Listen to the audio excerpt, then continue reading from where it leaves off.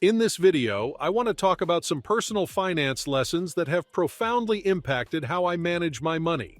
These lessons have been instrumental in helping me make wiser financial decisions and improve my overall financial well-being. So, let's jump right into it. Managing personal finances is a universal concern, yet many individuals lack formal education on the subject.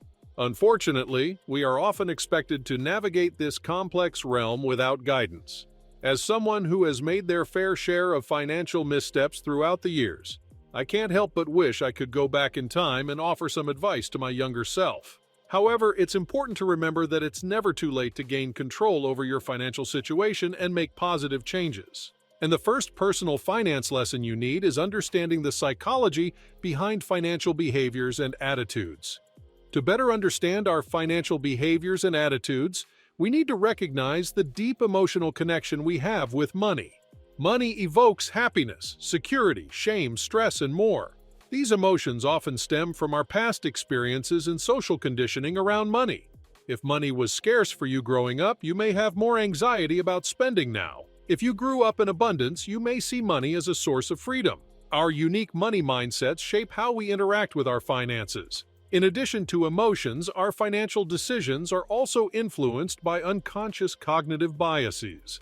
These biases act as mental shortcuts or blind spots that can lead to irrational choices. One example is the sunk cost fallacy, where we continue investing time or money into something that isn't working out simply because we've already invested so much. This bias can result in overspending or poor investment decisions. How we frame money and financial goals in our minds also affects our financial behaviors. For example, a product stated as 40% off seems more appealing than the same product at the total price, even though the discount is the same. Positively framing your money mindset can also boost motivation. Instead of seeing a savings goal as a sacrifice, reframe it as an investment in your future well-being. Social comparison also influences financial decisions. We judge our money situation based on what others around us have. A neighbor buying a fancy new car can make us feel inadequate and tempt us to overspend, or it may motivate us to reach higher financial goals. Next, I've got to tell you about the power of compounding gains. I learned this concept from my first finance book, The Intelligent Investor. The basic idea is that when you earn returns on an investment, those returns start earning additional returns. It creates exponential growth of your money over time. Let me give you an example. Say you invest $10,000 and get a 7% annual return. So in the first year, you earn $700. Now in the second year, your total investment is $10,700. So a 7% return earns you $749. In year 3, your 7% return is now based on $11,449, earning you $801. The returns start small, but they build on themselves year after year. After 20 years, your original $10,000 could grow to over $38,000 thanks to the magic of compounding. Compound growth doesn't just apply to stock market investing alone. It can work with bonds, real estate, or even a business where profits are continually reinvested to grow revenue and earnings. My next money secret tells us how the rich think, and for this, they've got a simple practice, which is leveraging on other people's time. Many finance authors like Tony Robbins and Robert Kiyosaki preach this practice. To get this done, you'll need to focus on capital gains, interest, royalties, and residuals. See, the goal is to earn once but get paid forever, and this is only possible by leveraging other people's time and money to make yourself a boatload of cash. I mean, why do you need to trade your hours for tiny pay when you can build a passive income empire? Work hard up front to construct income streams, then chill while the cash keeps flowing. That's how money masters play the game. They work on their business, not in their business. They let their money do the heavy lifting for them. The wealthy people of the world know that time is their most valuable asset and are smart about how they use it. So, to be like them, you also need to be smart with your time. We've got taxes. The harsh truth is poor folks pay more taxes because they are not creating the same value as the healthy in the marketplace. Love it or hate it. That's just how things are set up. The rich in the U.S. have leveraged their money to generate more value, and the government rewards them for it. What always blows my mind is how hyped people get when they get tax refunds. I feel you. Extra cash is nice, but let's be real. That was your money to begin with. The government is just giving back what you overpaid, and by letting them hold your money all year, you robbed my friend. That cash didn't earn any interest sitting in the government's pockets. I know the game is rigged, no doubt. But we have to play smart. Keep more of our hard-earned money, invest it, and use it to create more value. That's how you move up and stop handing over cash to the tax man. Yeah, feel me? Spending too much on real estate. Look, we all know real estate can be a gold mine. Property values love going up and up over time. So, naturally, when you sink more cash into your crib, you want to ride that wave and watch your net worth blow up. Sounds sweet, right? But here's the thing. When you pour a chunk of your dough into housing, it's like your money disappears into a black hole. Instead of exploring other dope investments like stocks or businesses, it's all trapped in your house. Sure, your pad might make bank down the line, but you need to be more expansive in diversifying your money portfolio and chasing other opportunities to get richer. It's like betting it all on one horse and hoping it wins big. And let's be real, that isn't the smartest play if you want to build wealth. Food wasting. Poor folks are always out there buying all these groceries, thinking they are going to eat it all. But nah, a lot of it ends up in the trash because they plan too big for their stomachs. And you know that it costs money. In America, an average household is wasting like $20,000 a year on food they don't even eat, just tossing their cash in the garbage. Know what I'm saying? That money could have been invested or used for something useful, but instead it's wasting away like them sad veggies in the back of the fridge. Ridiculous travel habits. As humans, we've got this internal GPS that's always rerouting us toward experiences that add flavor to life. And travel, man, that's the scenic route we all want to take. The open road, adventure, and permission to go ham at the breakfast buffet like it's your last meal. But let's pump the brakes for a second. We know our wallets are on a diet, yet we're still booking penthouse suites at 5-star hotels. Come on now, when we're digging in the couch for change, maybe balling out ain't the smartest money move. Don't get me wrong, we deserve vacays. There's a whole world out there. Life's richness is sometimes about something other than thread count sheets.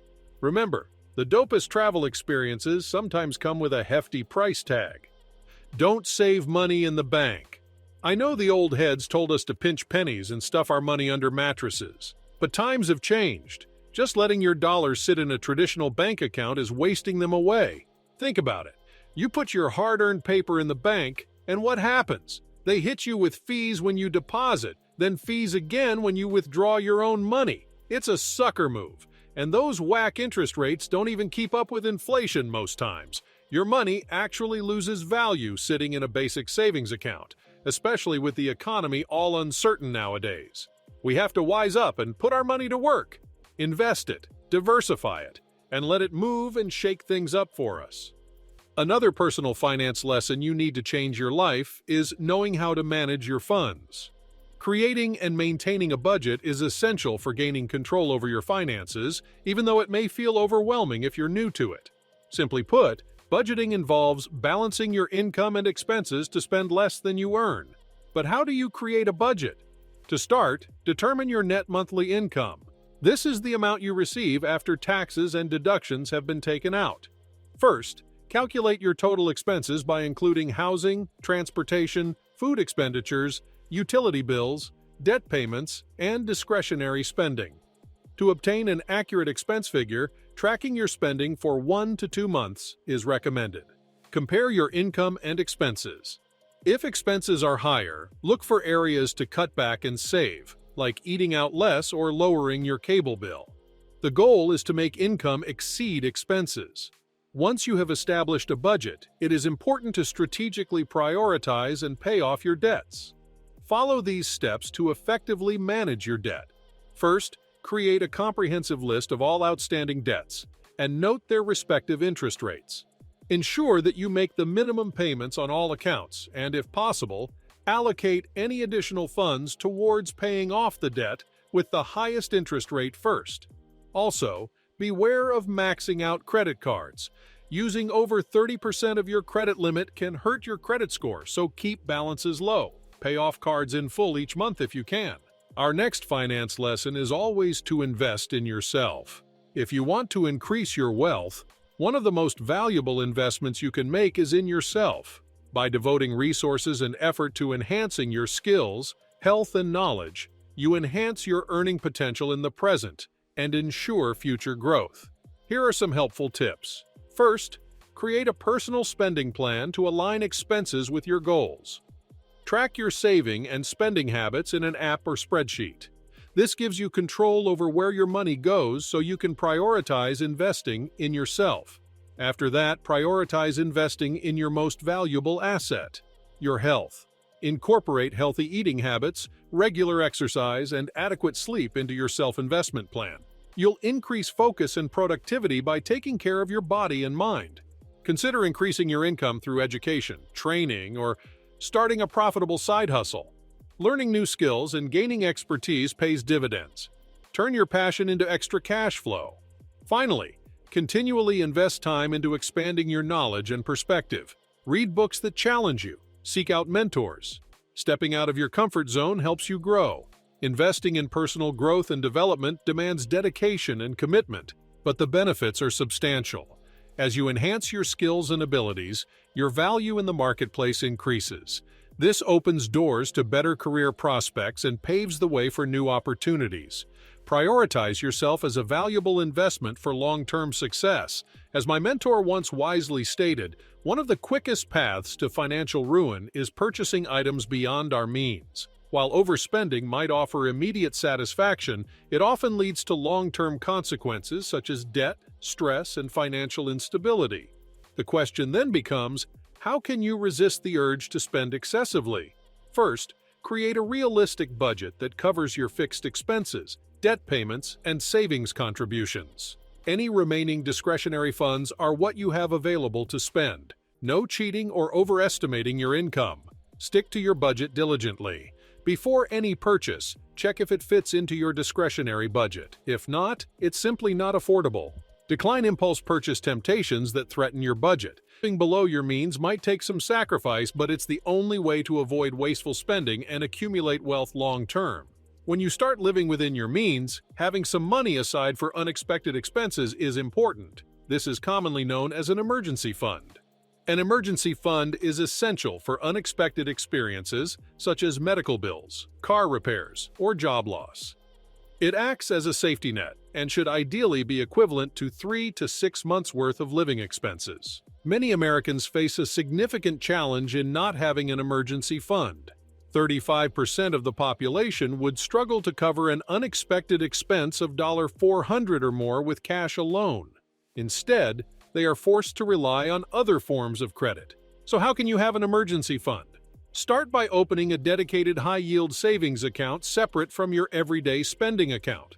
This creates psychological separation, making you less tempted to dip into savings. Set up automatic recurring transfers from each paycheck so building the fund is effortless. Even small amounts like $25 or $50 add up over time. Resist the urge to borrow from savings for non-emergencies. Treat this fund as off-limits except for actual financial crises. Temporary lifestyle cutbacks can help free up more cash to build savings faster. Aim to eventually have at least 3 months' worth of living expenses banked. This gives breathing room to handle life's curveballs without debt. Having an emergency fund brings peace of mind. If the unexpected happens, you'll sleep easier knowing you have a financial safety net. Be disciplined and make it a priority. Your future self will thank you. And that wraps up my finance lessons that will change your life. I hope you found these personal finance lessons helpful and gained valuable insights into improving your financial situation. If you enjoyed watching this video, please consider giving it a thumbs up and subscribing to my channel for more finance-related content. I appreciate your feedback. Please comment below on any specific personal finance topics you would like me to cover in future videos. If you have any money-related questions or need assistance, feel free to share them. I value and welcome your suggestions. Also, hit that notification bell so you never miss new videos and financial tips. Help me spread the word by sharing this video with your friends and family if you found it helpful. Thanks so much for watching. I appreciate every one of you. I'll see you in the following video. Until then, remember to take control of your money so it doesn't control you. Bye for now.